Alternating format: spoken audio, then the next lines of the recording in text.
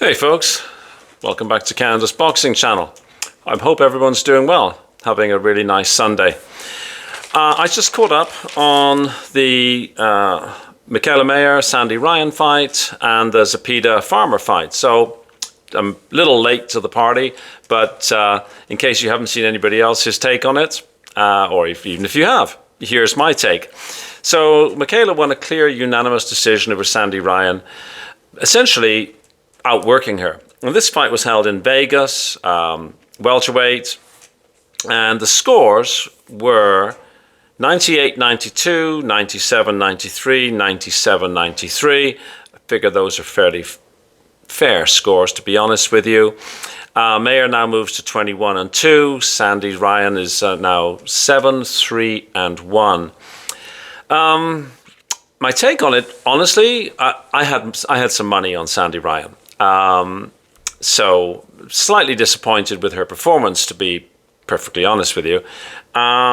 She seemed to be a bit nonplussed and a bit of a loss for like tactics or game plan. That was my take on it. Mayer, who incidentally looks really big, was fast out of the gate. Ryan didn't really chase Mayer and seemed to not know what she was doing. These are my notes from watching the fight, right?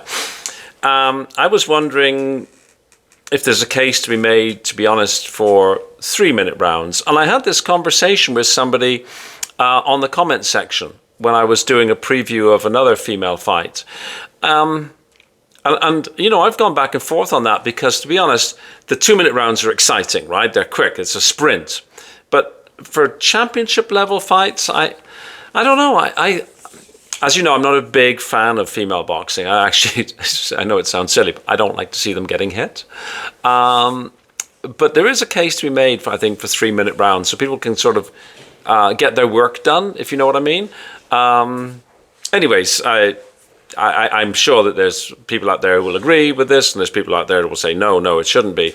And I'm not really committed to either position, but there's just sometimes I wish there was another minute in the round so that a fighter could sort of, you know, build on what they're doing, kind of thing.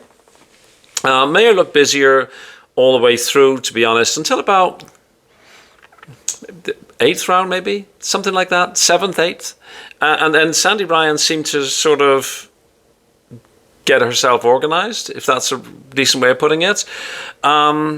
So I actually gave Sandy Ryan the last few rounds because I thought, oh, okay, she's come alive now. But by then, honestly, the fight was lost unless she'd managed to produce a knockout, which again, in a 2-minute round, I'm not really seeing that happening. I know it does, but it's just, I didn't think it was really on the cards. So I sort of kissed my $5 pensioner's bet away by that point anyhow.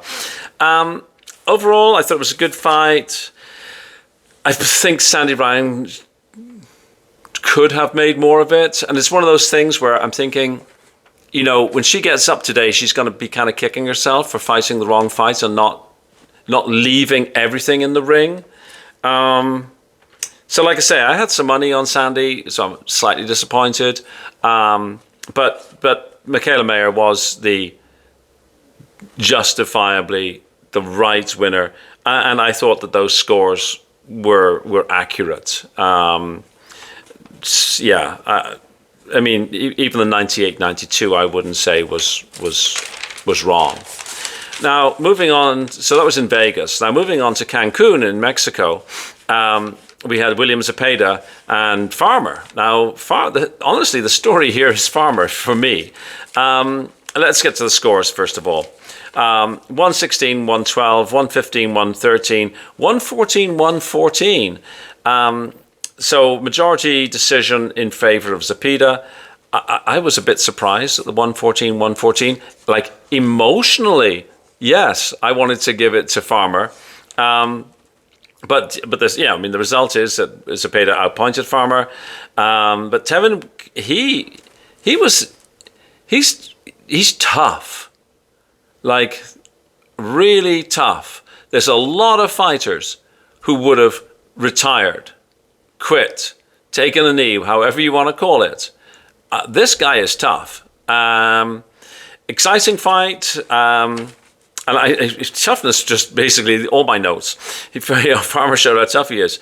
He injured I think it was his hand. I don't know. It could have been, I suppose it could have been, a wrist or, I don't know. But anyways, it looked like he injured his hand in the second round. He was almost stopped in that round. I thought, I had money on Zepeda to win. But I thought, this is going to be, a quick fight, right? Farmer was clearly in pain, but you really have to credit the guy. Sort of the polar opposite to, say, a Ben Whittaker. Be honest with you, I'm not picking on him. It's just, pops into my mind as one of those guys who, when the going gets tough, he wants to get going. Where Farmer, when the going gets tough, the tough get going. Zepeda started fast. Farmer was really tricky, awkward, slip-slidey, and while he was in pain, he stuck in there. I thought, I actually did not think he'd won as many rounds. I thought maybe he won 3, possibly 4 rounds.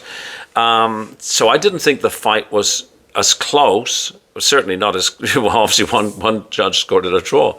I didn't think the fight was that close, but it's a fight that's worth watching, and a tribute again to Farmer, who came to fight, wasn't going to go home early, stuck to his guns.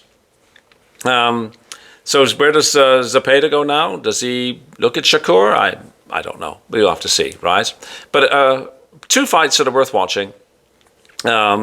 Both entertaining, and so I thought I'd just give you my take. The